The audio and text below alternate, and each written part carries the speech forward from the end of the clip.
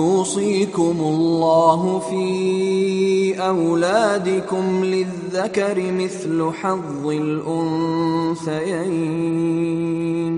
فإن كن نساء فوق 2 فلهن ثلثا ما ترك وإن كانت واحدة فلها النصف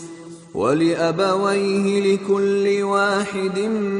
منهما السدس مما ترك إن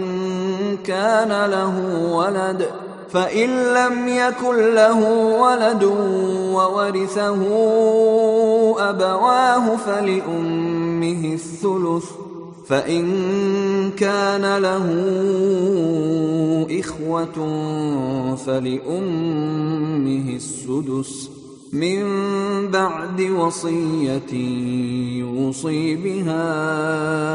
أو دين آباؤكم وأبناؤكم